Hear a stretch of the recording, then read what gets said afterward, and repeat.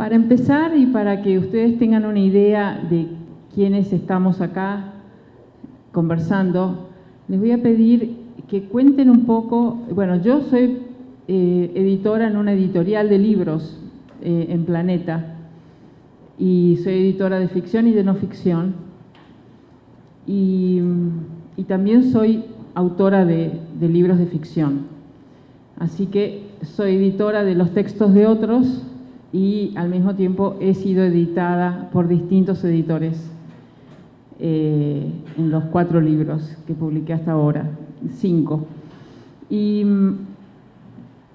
entonces es interesante ver qué es lo que cada uno de ellos está haciendo en este momento. Sasha.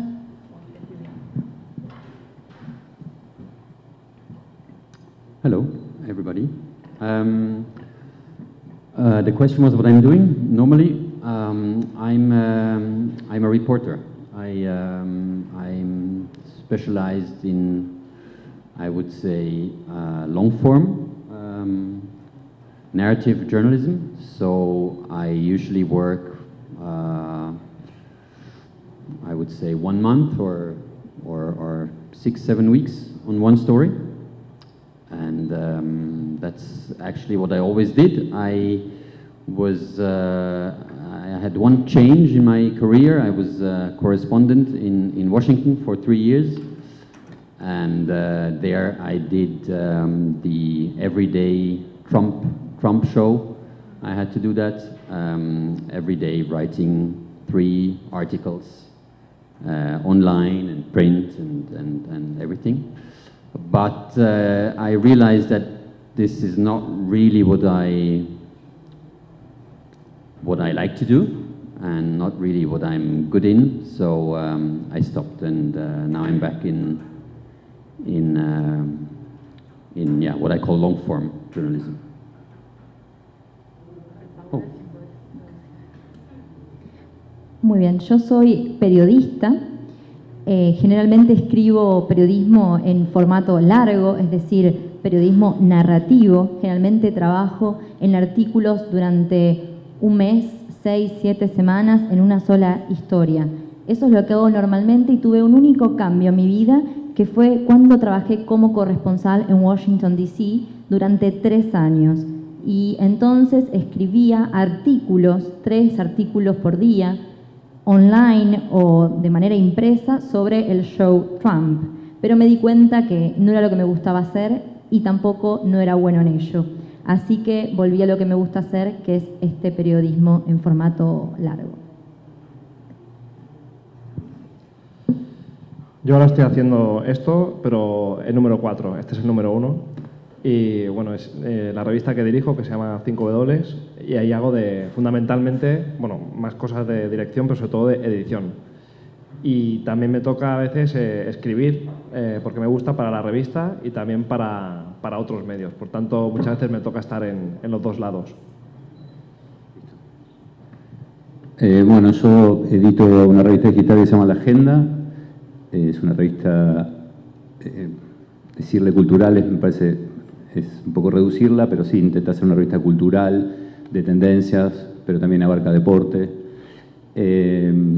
Y bueno, también ahí soy oficio de editor, de algún modo soy el curador de muchos de los textos que aparecen ahí a diario, pero por otro lado, bueno, como dijo Paula, acabo de publicar una novela donde fui editado, de manera que sí convivo casi permanentemente con esa doble función, editar y ser editado.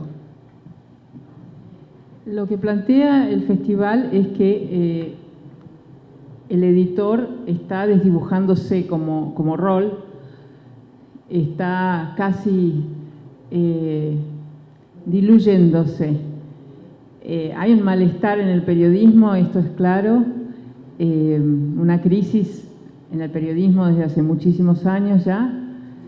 Entonces, ¿de qué manera afecta esto al trabajo de cada uno de ustedes? Primero, me gustaría tal vez que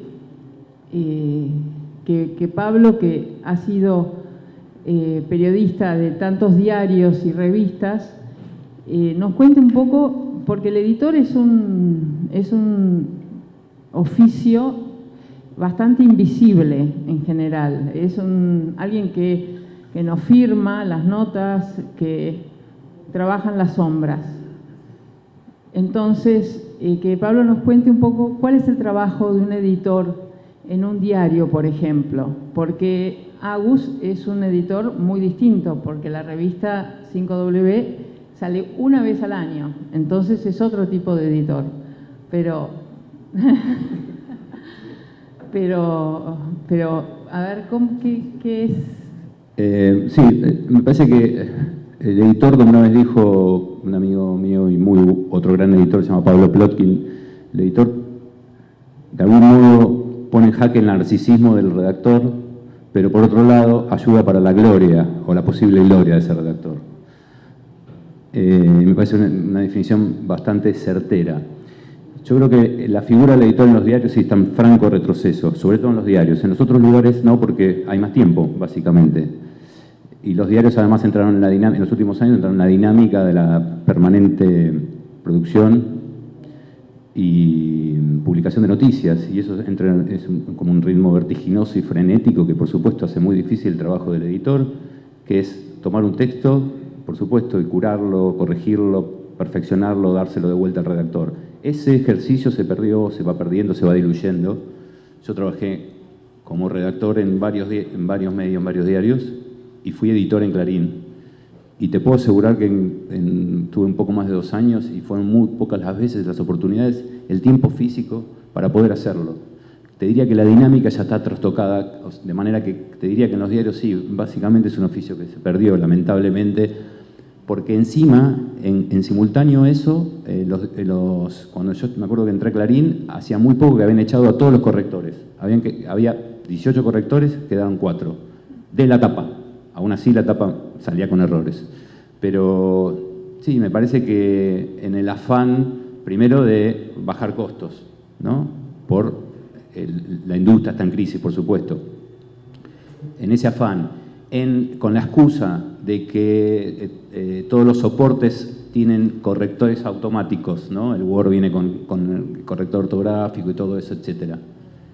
Y también con la excusa de que se supone que un redactor tiene que tener la suficiente sabiduría para hacerlo bien. Bueno, se perdió esa figura, que es una figura, como vos un poco nombrabas, es una figura un poco invisible, un poco, si se quiere, hasta extraña. ¿Por qué? Porque es como una suerte de figura que se va creando sola. Porque nadie enseña a ser editor a alguien, sino que se va conformando uno mismo, con el cariño al oficio, con las ganas, haciéndolo, con las ganas de ser pedagógico, con las ganas de enseñar. Ese hilo de pedagogía en las redacciones se perdió. Te diría que en la década del 90 fue la última en la que todavía estaba permanecía. Y yo mismo, que yo tengo 47 años y hace ya 25 años que estoy en redacciones, aunque no lo pueda creer, tremendo me parece, y he tenido muy pocos, la verdad, muy pocos maestros, pero muy pocos maestros, a pesar de que he convivido con grandes periodistas. Te diría que los cuento con las manos de los dedos. Y eso antes, las redacciones eran lugares, eran espacios donde se ejercía la pedagogía, donde se educaba, porque también los tiempos eran otros, porque la manera de acercarse a la información era otra, porque también vos le preguntabas al editor por algo y ese editor te lo explicaba, hoy lo buscas en Google, ¿no? Así que sí, es un oficio en retroceso, lamentablemente. No así en otro tipo de publicaciones, que son las revistas mensuales o las revistas todavía que son bimestrales, etcétera. En las editoriales, en los libros, o por ejemplo, yo edito una revista digital, pero solo subimos 3 notas por día, con lo cual tenés tiempo para hacerlo. Así que bueno, eso sería. Y vos, Sasha, ¿cómo es tu trabajo con un editor como periodista? ¿Tenés un editor fijo? I remember when I started, I had an editor, yeah, and And I think it was a very important role, I think, for me, not just because of obvious reasons, fact-checking, but also he was someone who I could turn to when I didn't know, how to go on with the story or where to start or what kind of story. So it was like a co-pilot. Also in my newspapers and other newspapers I know, this role is has totally disappeared. So right now there is no one. You have maybe a colleague or a friend in your newspaper, your newsroom, you share your articles with, but there is no official editor anymore. ¿Desde hace cuánto que no existe el editor? Casi como figura en un diario alemán, en un diario alemán. It changed around, in my papers it changed around 2009, 10, something like this. Long time ago, hace bastante tiempo. Cuando comencé a trabajar sí tenía un editor y tenía un rol muy importante. No solamente el obvio que era chequear la información, sino también era alguien al que podía recurrir cuando no sabía cómo comenzar a trabajar o qué tipo de historia escribir. Era una especie de copiloto. En otros periódicos que conozco, ese rol ha desaparecido. Ahora no existe nadie en ese puesto y uno tiene que recurrir en la sala de noticias a un colega, por ejemplo, para mostrarle sus artículos o a un amigo para compartirlos, pero no hay un editor oficial. Y este cambio se ve desde el año 2009 o 2010. Cristian Alarcón, que es el director de la revista Anfibia, que creo que todos conocen, es una revista online que existe hace 5 años. Empezó como una revista de crónicas y ahora han incorporado temas urgentes. Es decir, que hubo elecciones en Brasil el domingo, el lunes ya había una nota sobre Bolsonaro ganando las elecciones. Y dice que, por ejemplo, muchas veces ellos que han hecho del editor un trabajo superlativo, porque Anfibia está fantásticamente editada y se nota mucho eso, el trabajo de edición que hay en los textos. Con las noticias urgentes, dice Cristian que solo tienen por ahí 20 minutos de conversación de teléfono para hablar con el que manda la nota, porque la manda tan sobre la hora que tienen solo 20 minutos de intercambio para tratar de mejorar un poco lo que el periodista mandó. Entonces, tratar de que eso no se sienta como perjudicial para lo que se publica es muy difícil, ¿no? Entonces eso de la falta de tiempo que haya otra mirada, ¿a ustedes qué les parece? ¿Cuál es el riesgo de que esto termine desapareciendo del todo?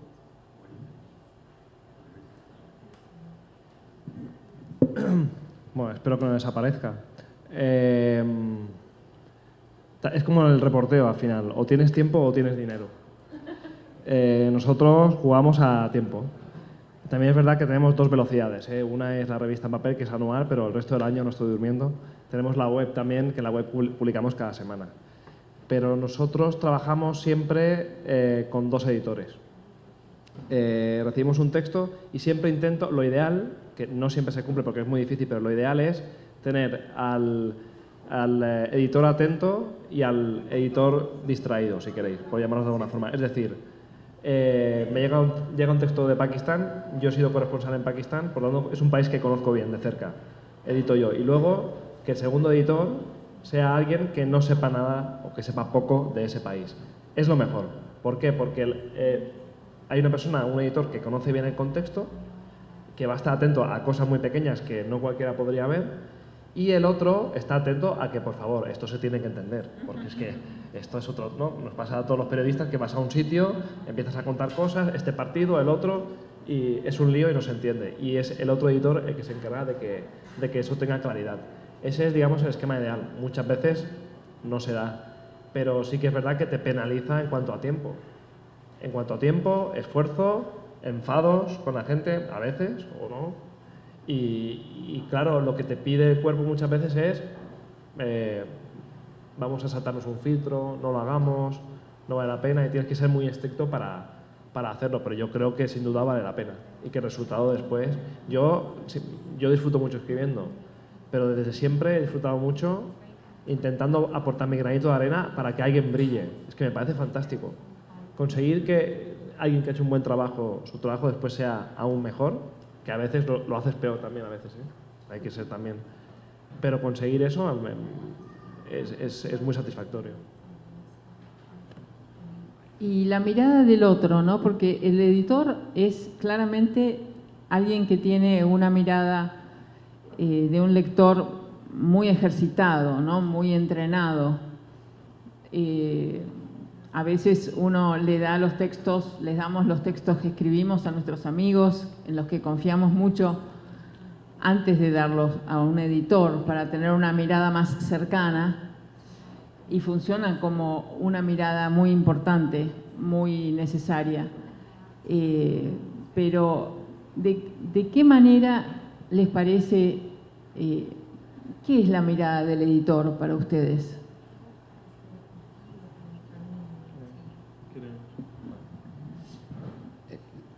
No voy a decir una verdad perogrullo, pero creo que es una mirada esencial, la mirada del otro, sin duda. Primero, hay como una especie de vínculo de confianza. Y tener la confianza a que alguien que está afuera y toma distancia de la historia, uno cuando escribe una historia, sobre todo cuando es una historia larga, donde pone mucha energía, donde pone mucha su pasión, donde pone tantas emociones también, está tan metido que es imposible de algún modo tomar esa distancia que va a tener alguien que está afuera, y que esa persona nos va a poner en estado de pregunta, y me parece que es la mejor condición que le puede pasar a un cronista, bajarse de ese lugar de importancia personal, ¿no? Y decir, bueno, no está poniendo en juego, no está poniendo en jaque, no está desinflándome mi capacidad, mi sabiduría, llamarlo como quieras, sino que es alguien que toma distancia y que me dice, no, mira, es por acá, por acá, por acá. Por eso decía que, de algún modo, entre el desmantelamiento que hay de las redacciones, la figura del editor, porque también es muy importante el diálogo, también es muy importante el diálogo previo, también es muy importante la mirada alternativa, la conformación de la nota que se va haciendo antes de que el cronista salga a la calle, ¿no? Y las ideas que un editor, que es una persona que, por supuesto, por algo está ocupando ese lugar, está dando, seguramente va a tener una mirada superadora. ¿Qué es para vos la mirada de un editor? Es que sería redundante porque me parece una buena respuesta. Pero sobre todo, más que la mirada, me gusta ver al editor como un árbitro. Un árbitro, una persona que tiene que debe tener un profundo sentido de la justicia. Y eso a veces es difícil. Por eso a veces también lo de poner a dos, hay veces que un editor puede estar en desacuerdo con el otro, ¿no? Entonces ya es un lío. Porque encima el escritor se alía con el otro editor y es una revolución. Se arman bandos. Sí. Pero es verdad que a veces yo intento respetar mucho la mirada de cronista. Creo que eso es fundamental. Y tú puedes aportar, pero ¿dónde está la frontera? ¿Dónde está el límite? A mí no me gusta ser tampoco intervencionista. Hay cosas que son discutibles, cosas que no. Y muchas veces es difícil, ¿no? O sea, también el uso del lenguaje. Sí que es verdad que al final en la revista hay una unidad en ese sentido, y es verdad que hay una mirada, y que esa mirada, claro, yo contribuí mucho a ella, y tiene que ver con mi mirada periodística, eso sin duda. pero es muy importante respetar la idiosincrasia de cada persona que escribe, no violentarla. Y ese equilibrio que, hablando, parece muy fácil, en la práctica es muy difícil.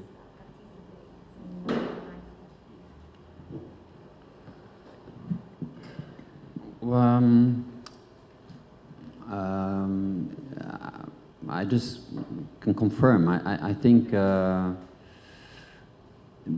relationship has to do a lot with trust, and the editor I used to have, I trusted a lot, and it's true that as a writer sometimes you cannot understand why he wants to change this and that, and it's true that if you're too close, because it's what you've seen, it's what you experienced, and so sometimes it's a fight, but it's always, or should always be, for the quality of the text. And if you trust your editor, then it's good. But as I said before, now I don't have anyone, so it's a big loss. How do you do it? You just give in. ¿Cómo haces? ¿Entregas la nota? I hand it in, and then someone reads it, and then maybe he says it's a bit too long. Or normally they would say it's okay. Thank you. Bye bye. And that's it. Sin ida y vuelta. No feedback. Sin feedback. Yeah, not a lot. No. Not a lot. No. You can send a story if you want. We will translate. You can send a story to the magazine if you want. Puedes enviarnos una historia a la revista y la publicaremos. Bueno, puedo confirmar que sí, que es importante esa relación de confianza con el editor. Cuando yo lo tenía, confiaba mucho en él. A veces el escritor no entiende por qué hay que hacer un cambio determinado, y es porque uno está muy involucrado en lo que escribe, en esa experiencia, en lo que vio, y termina siendo una especie de lucha, pero siempre es por el bien de la calidad. Pero como les dije antes, ahora no tengo editor. Entonces, ¿cómo lo hago? Bueno, solamente entrego mi artículo, alguien lo lee y me dice si es demasiado largo o simplemente si está bien. Y realmente no hay demasiado feedback.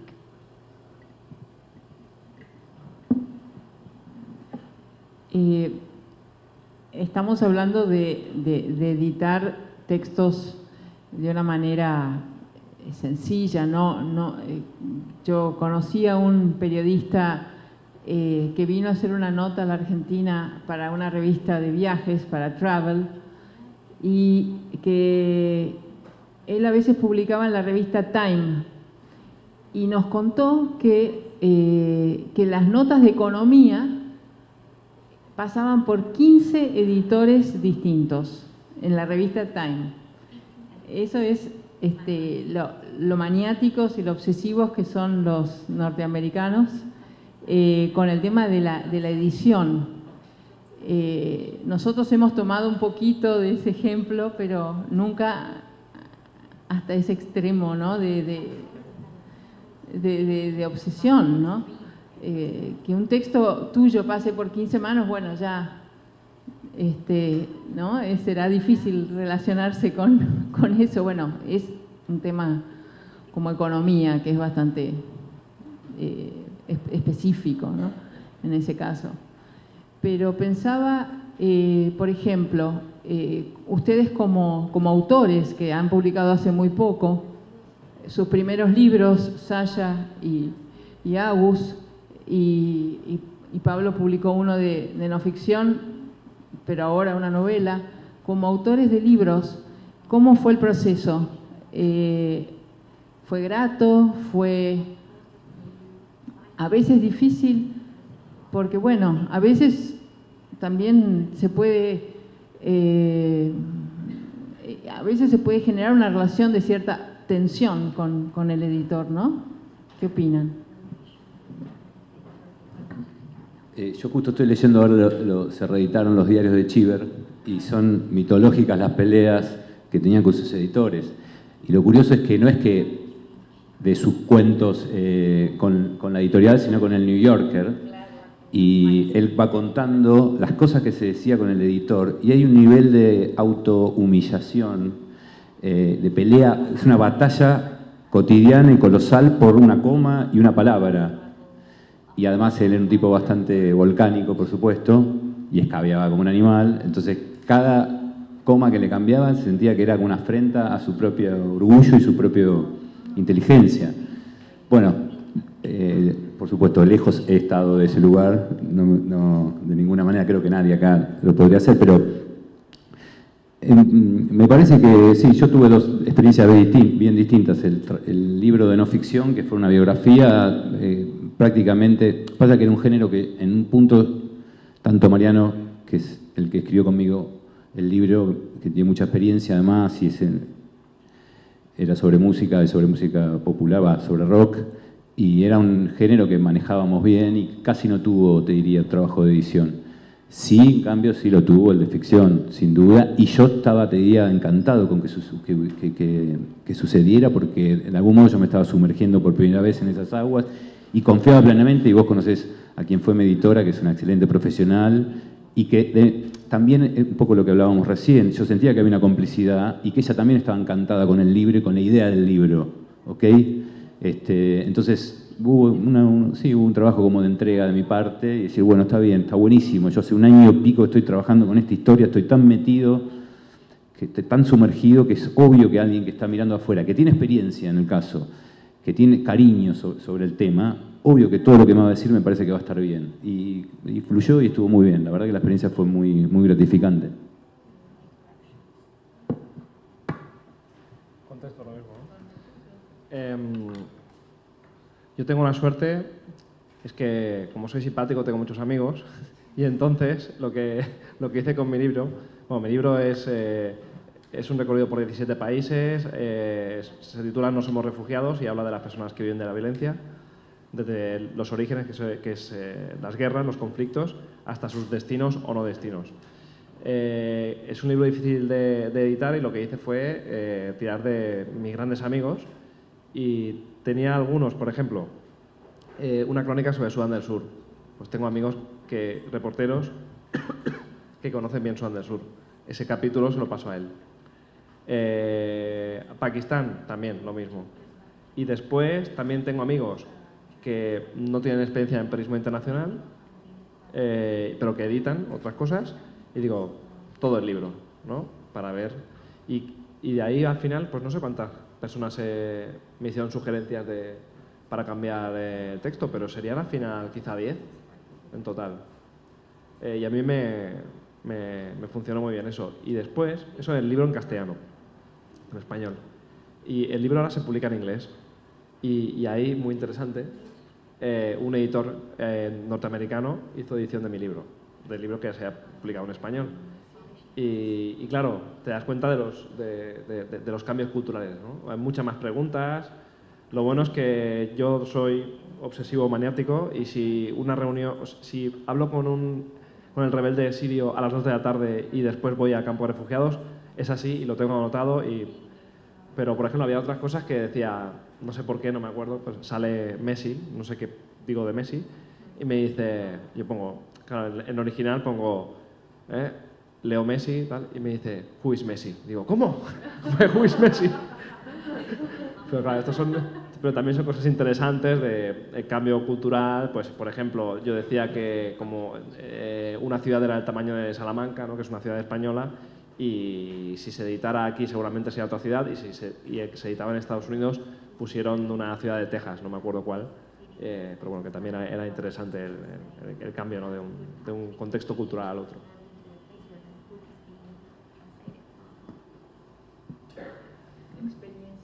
Yeah, so everything I said before about the newspaper business was, in my case, when I wrote the book, was totally different. I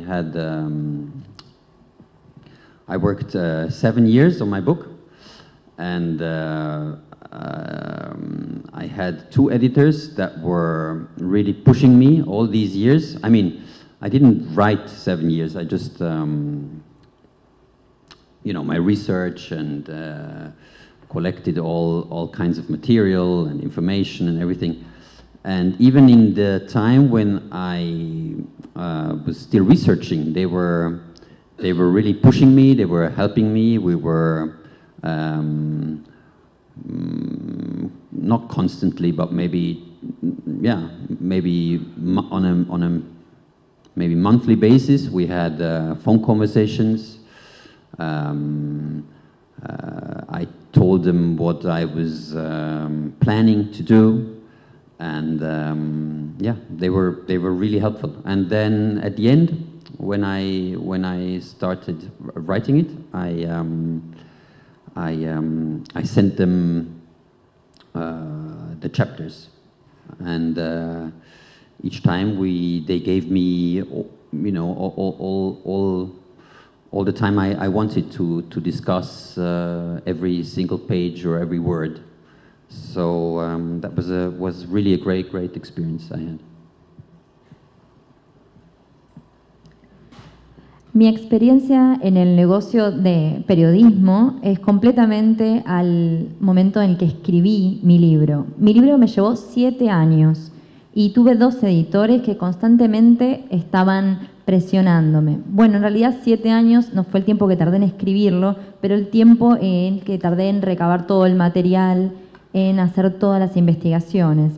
E incluso cuando estaba haciendo la investigación, ellos también me presionaban, no de manera constante, pero sí por ahí una vez por mes teníamos una conversación telefónica, yo les decía lo que estaba planificando, lo que iba a hacer, y cuando ya estaba en la etapa de escribir, les enviaba los capítulos y cada vez que hablábamos discutíamos acerca de las palabras o de alguna página en particular, pero fue una gran experiencia para mí.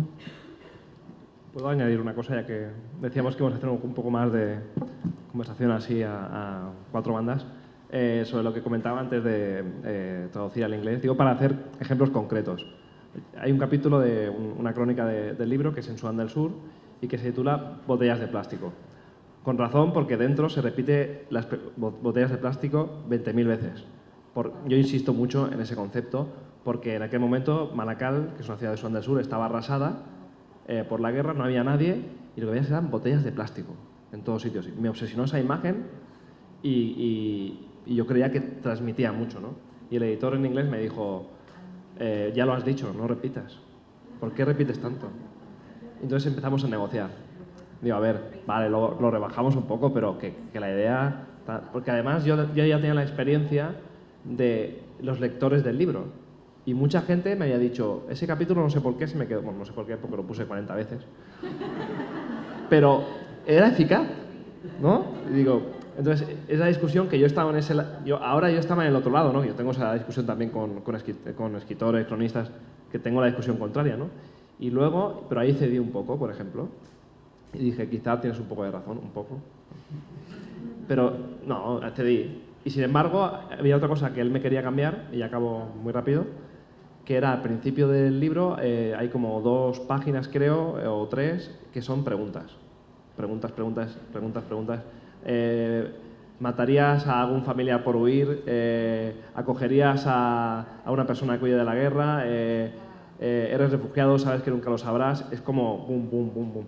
Y es una parte del libro, además, que yo tengo una conexión emocional muy importante con ella y los lectores del libro también, del libro en español. Y él quería eliminar muchas y ahí sí que, por ejemplo, yo ahí como escritor dije, esto es muy importante para mí. Se lo argumenté, etcétera. Vuelvo al periodismo.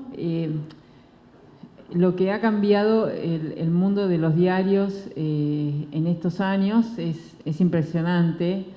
Ha habido mucha resistencia, pero la revolución digital realmente cambió todo y han aparecido tantos portales de noticias, tantos sitios web, tantas posibilidades de encontrar noticias. El mundo digital ofrece constantemente mucha información, opinión, basura.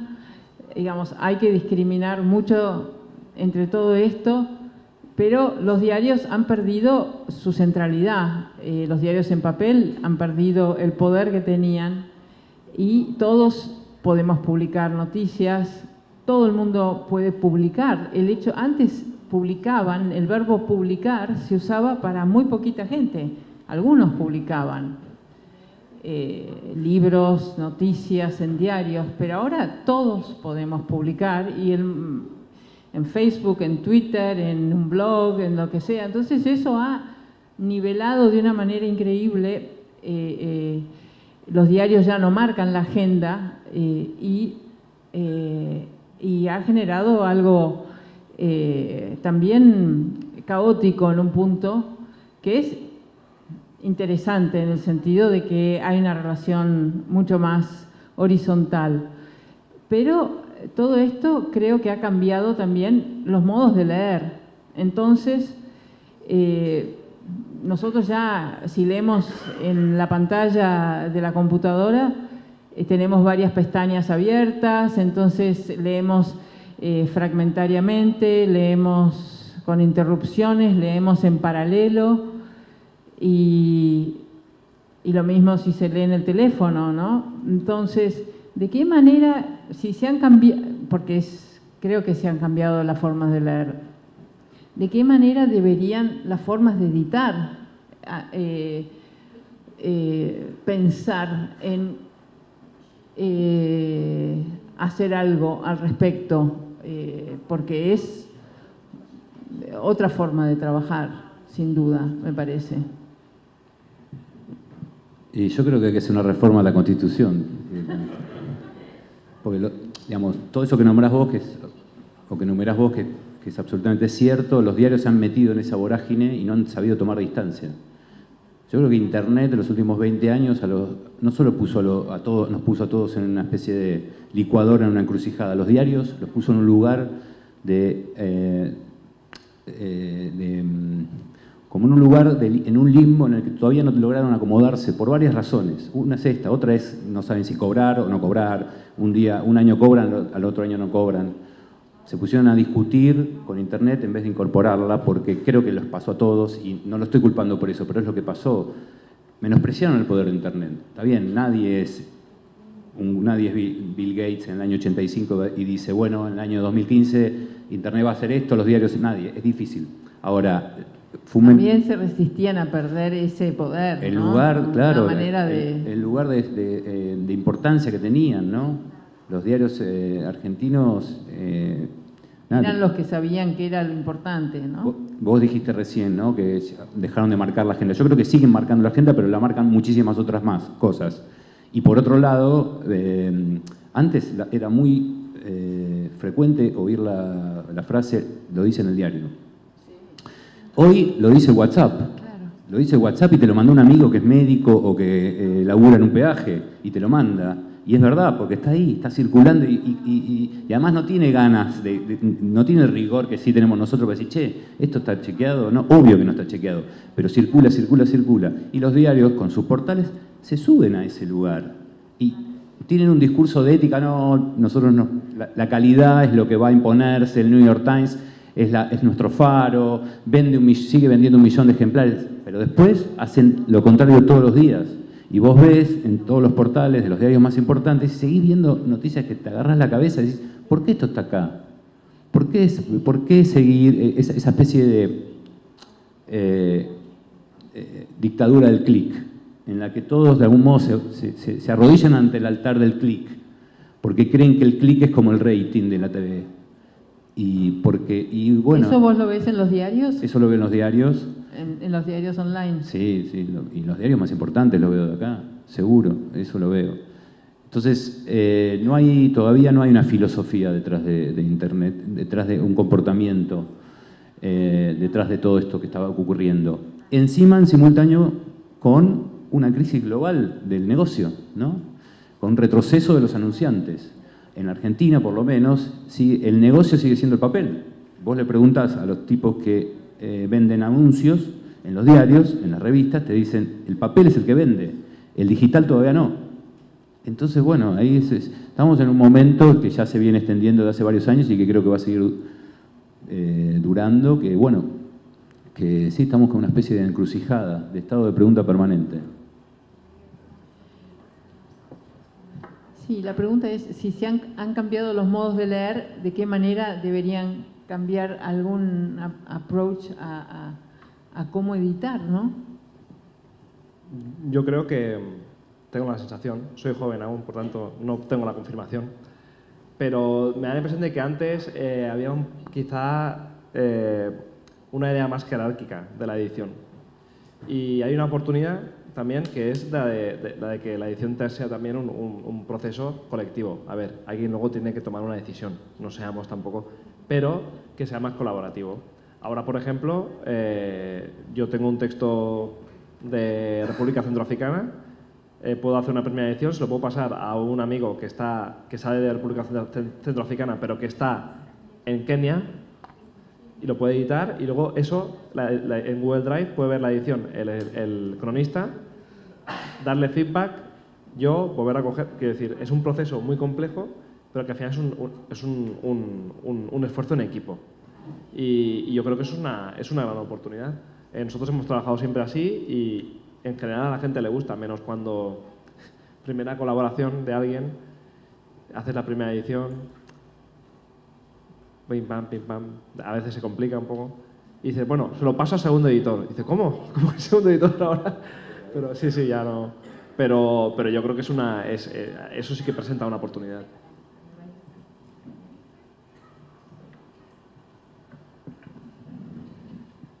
Well, the situation is the same in Europe than here. The paper I write for in German is just the market is small because it's in German, it's not English, so it's not international. The online is not yet a business, and print is losing, and it's the same. It's the historical mistake that they gave information for free. They just gave everything away. That was a historical mistake in my eyes. But on the other hand, I think instead of talking about the good old days and how it used to be and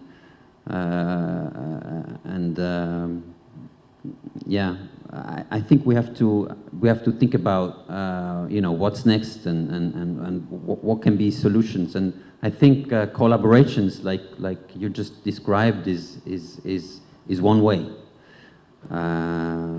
Me too. I work sometimes together with the freelance journalists all over the world, and we share information, and I ask them, do you have something about this, and I can give you this in exchange, and I think that can be a way. Bueno, la situación en Europa es muy parecida a la que sucede acá en Argentina. Yo trabajo para un periódico en Alemania y el mercado es muy pequeño porque no es en inglés, es solamente en alemán, así que no es internacional. Y el negocio en línea está perdiendo, el negocio impreso también está perdiendo lugar, y siempre ha habido un error histórico en todo esto, y es que dan la información de manera gratuita, por lo menos desde mi punto de vista. Pero por el otro lado, en lugar de hablar del pasado, de hablar de Google, tendríamos que hablar sobre qué sucederá en el futuro, cuáles son las soluciones. Como ustedes mencionaron, creo que las colaboraciones es una manera de trabajar en el futuro. Yo trabajo con periodistas freelance en todo el mundo, compartimos información y después hacemos intercambios también, y les digo, les puedo dar este dato si ustedes me dan aquel otro, así que esa es la manera en la que estamos trabajando ahora. Y con la fake news, ¿cómo hacen? ¿Conviven con eso? ¿Las combaten? ¿Cómo funciona? Es algo que es constante, ¿no? Es algo que se termina absorbiendo, se convive. Yo compré RAE Matapulgas. No, me da mucha bronca, la verdad. mucha bronca. La verdad que me indigno. Ahí es cuando me descubro nuevamente que, bueno, me sigue apasionando esto. Sí, porque en realidad es como, hay como un doble mecanismo, me parece que hay, que es la fake news va acompañada por las nuevas plataformas, ¿no? Sí, creo que o sea, sería muy difícil imaginar fake news consolidadas como hoy en la década del 70 y 80, cuando el único soporte era el papel. Quiere decir que la irrupción de las fake news como fenómeno también es, me acuerdo que me parece que va de la mano de la irrupción de las redes. Lo cual, de nuevo, yo de ninguna manera quiero hacer un alegato en contra de las redes para nada, me parece que son bienvenidas sea, pero sí es cierto que es muy difícil combatirlas, por supuesto no tengo la solución. Te diría que un camino seguro es educar a la gente, al consumidor, al usuario, al lector, decirle... hay un periodista en Argentina, no voy a decir su nombre, que hace muchos años que dice desconfíen de todo.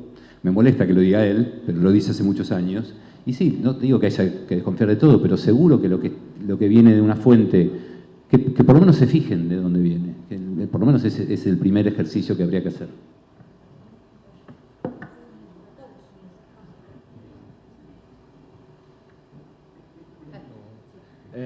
Bueno, estoy de acuerdo. Pero también, al final, bueno, fake news son mentiras, ¿no? Eso ha existido toda la vida. Al final, lo que sí que es verdad que es la viralización ahora contribuye a que parezca que... Pero bueno, ha existido siempre y al final, precisamente esa es la tarea del editor, ¿no? Que es, no te crees nada, ¿no? No te crees absolutamente nada de lo que te han enviado. Empiezas a comprobarlo todo, a preguntar, etcétera. Esa es tu labor. Pero claro, de alguna forma, a nosotros no nos afecta tanto este fenómeno, ¿no? De la viralización de noticias falsas, de mentiras, porque no trabajamos tanto con la actualidad, ¿no? Pero está ahí y al final lo mejor es la comprobación de datos. Y antes hablaba de dinero o tiempo, este es un buen ejemplo, porque para descubrir una mentira en un medio de comunicación, si tienes dinero, es decir, recursos, personas que investiguen, eso lo puedes hacer, o si tienes tiempo para realmente mirarlo bien y que no, porque equivocarse es muy fácil. Es muy fácil. Tener prestigio es muy difícil, es un trabajo cada día, editar, es un esfuerzo tremendo, y perder prestigio es un día. Es un día. Un día. I experienced the impact of fake news during my time in Washington, because and I experienced it firsthand because I was living next to a pizzeria, and one day a man drove, I don't know, around 10 hours. He was living, I think, somewhere in Pennsylvania or somewhere. He was driving with his truck to this pizzeria because the pizzeria was next to my house, and because he was reading that it was during the election time, and he was reading that Hillary Clinton was the head of a pedophile network, and the kids were in the basement of that pizzeria, and he was believing that this story is true. So, and because we are in the States, of course, he had guns and, you know, rifles and everything, and he went into this pizzeria and he shot. And he asked the waiter, where are the kids? And then he was looking for the basement, and he couldn't find neither the kids, of course, nor basement. So that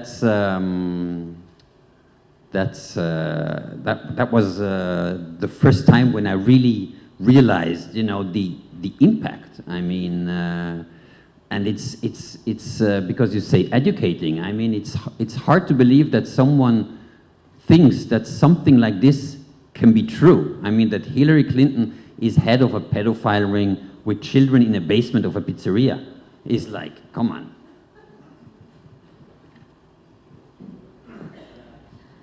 Tuve una experiencia sobre el impacto que puede generar la fake news cuando vivía en Washington, D.C. y esto fue algo que pude vivir en carne propia porque vivía al lado de una pizzería. Un día un hombre, que era de Pensilvania, pasó alrededor de 10 horas manejando su camión y en ese momento, que era época de elecciones, él leyó que Hillary Clinton era la jefe de una red de pedofilia y que en el sótano de esta pizzería había niños encerrados. Él creyó que esta historia era cierta, así que bueno, como estaba en Estados Unidos, por supuesto, tenía muchísimas armas, tenía rifles, entró a la pizzería, a los disparos y preguntó dónde están los niños, se fue al sótano y obviamente no encontró niños, sino mucha pizza. Ahí fue cuando me di cuenta del impacto que puede generar la fake news. Ustedes mencionaban la educación, pero realmente es muy difícil entender que una persona pueda pensar que esta historia es cierta, que Hillary Clinton es la jefa de una red de pedofilia y que tiene niños encerrados en el sótano de una pizzería. Es realmente muy loco. ¿Y cómo se hace para combatirlas o para neutralizarlas?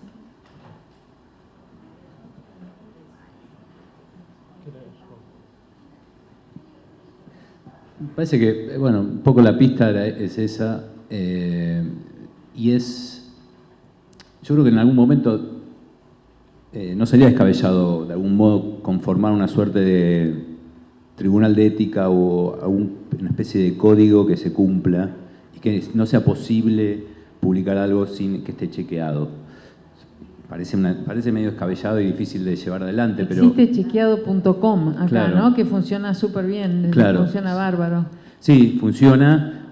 Sucede que los medios no están supeditados a chequeado, sino que chequeado es como, es una tarea que llevan en simultáneo y que se ocupa de chequear, pero como por su cuenta.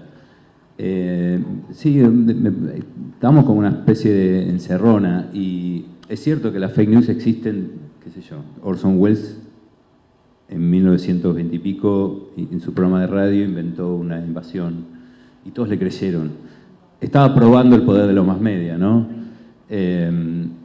Y los diarios sensacionalistas han inventado desde el principio de la historia, ¿no? También historias. Pero hoy las redes sociales lo que hacen es todo el tiempo están bombardeando y me parece que en el microclima que se conforma ahí, que es una especie de espuma de la espuma, hace que todo el tiempo esté eso como en primer plano. Yo creo que un primer paso sería que los medios importantes dejen de estar atrás de Twitter, sino que estén adelante, que se vuelvan a poner, que sean la locomotora de la información y que no sean el vagón de cola, porque me parece que es como poner el carro delante de los caballos.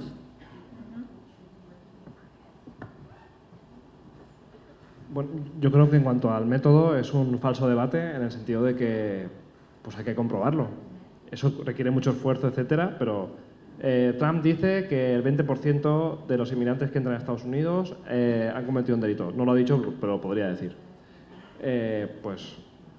Saca los datos y sí o no. El problema más allá de eso, porque eso es periodismo, o sea, que de toda la vida. ¿No? El problema no es que se pueda hacer, eso se puede hacer, el problema es el impacto. El impacto que tiene lo vemos muchas veces en una declaración de ese tipo y después el desmentido o la noticia correcta, etcétera, el impacto que tiene, que es mucho menor. Ese es el problema. ¿Cómo se amplifica el mensaje verdadero? No lo sé. Por otro lado, con la irrupción de un personaje como Bolsonaro, capaz de decir cualquier barbaridad desde hace años, ¿cómo haces para que algo que surge en las redes sociales, otra barbaridad de Bolsonaro, hay manera de saber si es cierto o no, siendo que es un personaje absolutamente pasible de decirlo, ¿no? De decir una cosa así, y sobre todo en el contexto de una campaña electoral donde todos los días hay una generación permanente de noticias y de sucesos, ¿no? Eso me parece que es algo que da suma cero.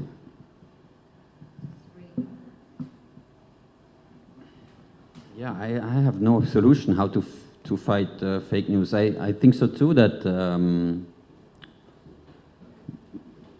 that fake news is not something new, that there always had been, but I think the impact is bigger now. And for newspapers, I think it's all about trust, and that is unfortunately that is gone totally. At least I see it in my papers that before, everything that was in a paper, written down in a paper, it was some kind of it had a quality and it had some kind of truth in it. And right now there is just no trust anymore. So people don't make no difference between newspaper, Twitter. It's just everything is one big mess.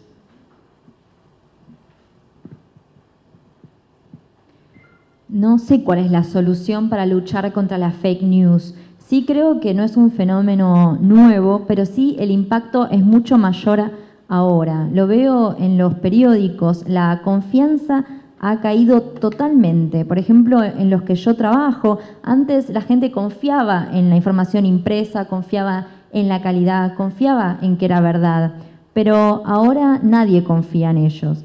Las personas se involucran de igual manera con un periódico o con Twitter. Realmente es un desastre. Es el mundo que nos tocó vivir y es el cambio, y seguimos tratando de asimilar el cambio y de no mirar nostalgiosamente o melancólicamente hacia atrás, sino buscar las mejores maneras para, tal vez con colaboraciones, tal vez trabajos más entre pares, de editarnos unos a otros y no perder la calidad de los textos que queremos seguir escribiendo, ¿no? Bueno, muchas gracias a todos y a ustedes.